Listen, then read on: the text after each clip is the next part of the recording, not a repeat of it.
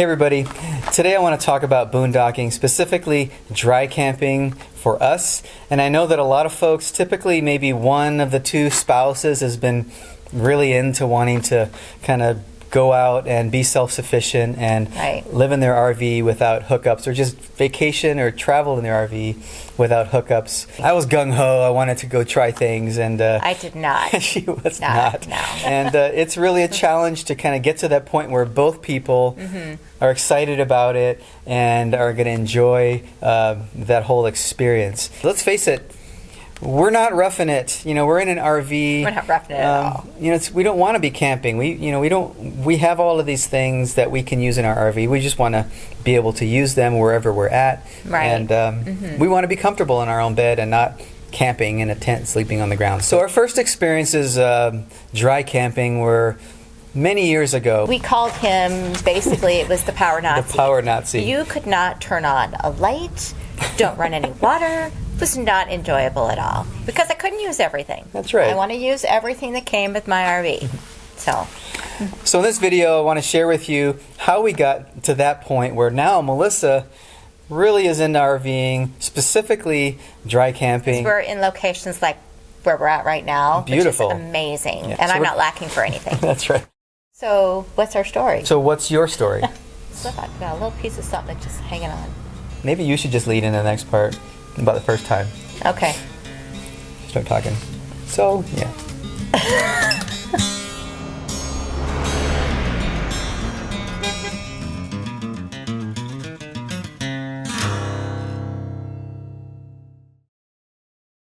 So our first experiences dry camping were many years ago. We would, our kids were young, and some family members and friends, you know, we found a location out on the ocean where we could go watch the fireworks on the 4th of July, and it was a great location. It was a great location. And it was going to be a lot of fun, but there's no hookups, and you have to get there way in advance because it was a popular spot. Right. And, you know, so we're going to go out there, potentially be out there for like 4 or 5 days, you know, Melissa and I, and our 2 kids, sometimes even 1 or 2 friends, in our RV, and so that was our first attempt. And well, and so we should talk about that first time. Okay. So probably from my perspective, I was all excited.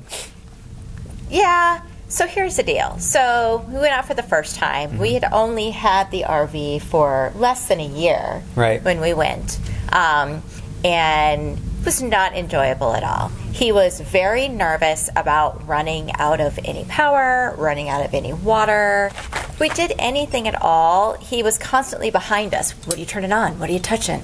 This is not fun. That was frustrating, and it made me not want to boondock at all. So I thought it would be really cool, you know, solar. Not a lot of people had solar at that point, but I went online and I bought this like 10-watt solar panel, or maybe it was 20, but I'm like, yeah, this thing was a beast, and it was $100, and I thought, that's awesome, and I hooked it up to the battery, and I would just watch it, you know, as the battery would kind of tick down. It maybe ticked up like 1/10 of a volt or something. I was pretty excited. And he was still the power Nazi even with that. Right. He would be watching his levels constantly, and turn this on, and turn that on, and don't turn anything on, and well, why do we have solar? Go to the bathroom somewhere else. Go use the bathroom somewhere else, not in the RV. Yes. So, you know, over the years, it got a little bit better. So every time we would go, I would learn something new. I would try something different. You know, we would try to, you know, equip the RV a little bit different, so we became a little bit more efficient with our power usage. At some point, I got 2 batteries. So then I doubled my battery capacity. And eventually even, you know, got some solar panels. It was like the first time I got some solar panels, thinking we're going to have enough power. We're going to be able to charge the batteries. And I still wasn't convinced, though.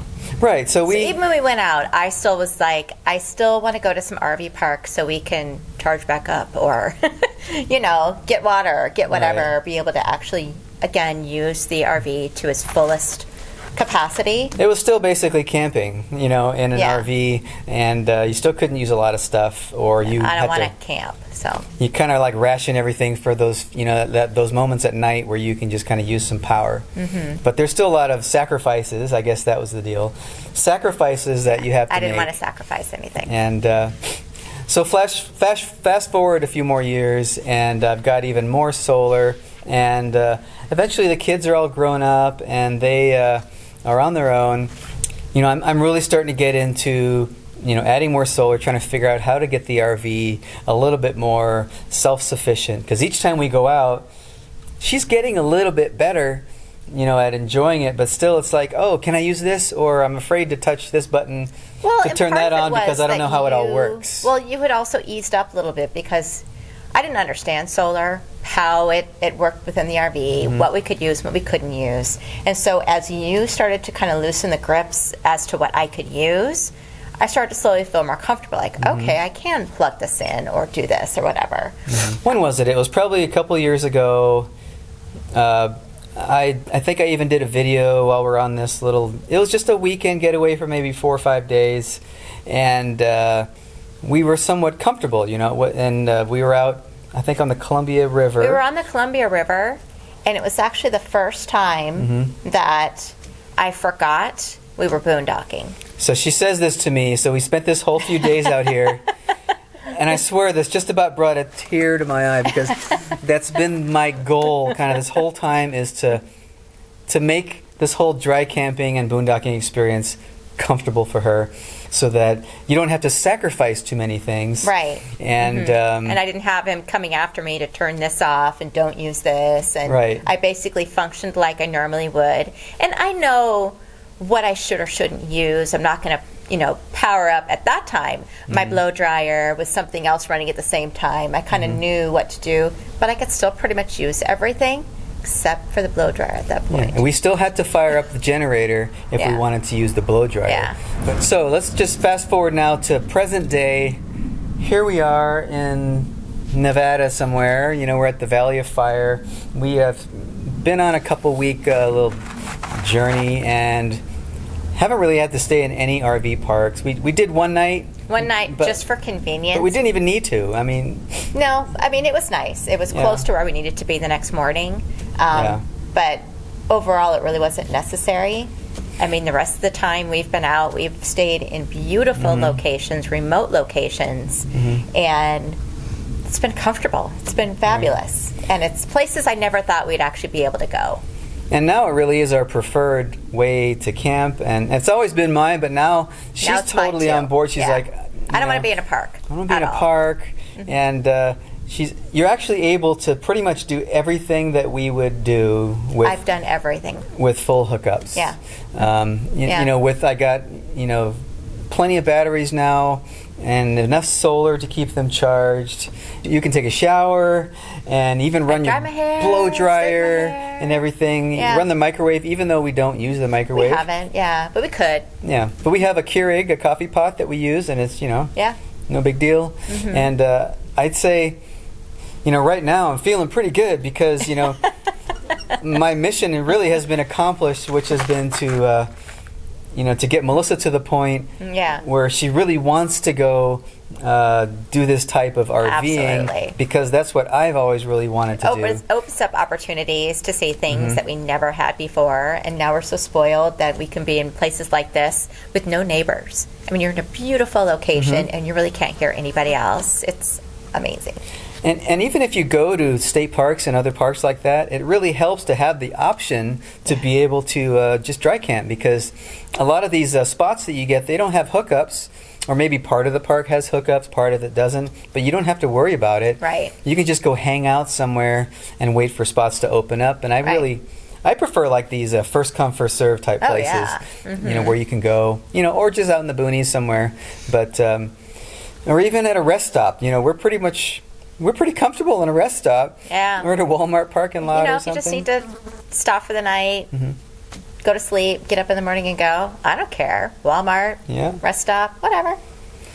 So anyway, that's kind of our story. You know, I feel really good that, you know, now she likes to, you know, go boondocking, and maybe... Now we're on the same page. And and maybe this story will help you guys out. You know, I think the more and more you can kind of build up your self-sufficiency in your RV, you know, and get to that point, you know, it just becomes more fun, because let's face it, we're not roughing it. We're in an RV. We're not roughing it at all.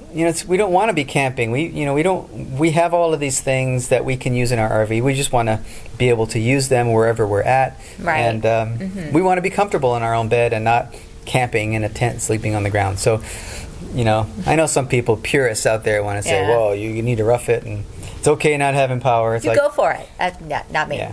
We don't worry about it. We turn on the inverter. We've got everything we need. Yeah. We can even watch Netflix, and get internet. And with our booster, and it's been great. But I hope this video is informative and maybe gives you guys some inspiration and get the ladies out there. Get the ladies out there. You got to start somewhere, and maybe it's with a small solar setup or whatever. Go all in. But it's worked for us, and. If you guys have your own stories you want to share in the comments or let us know, we'd love to comment on them and hear what you guys have to say and what your stories are. Absolutely. So take care, and I hope you enjoy the video. If you like it, give it a thumbs up and subscribe, all that stuff. We'll see you guys next time. And cut.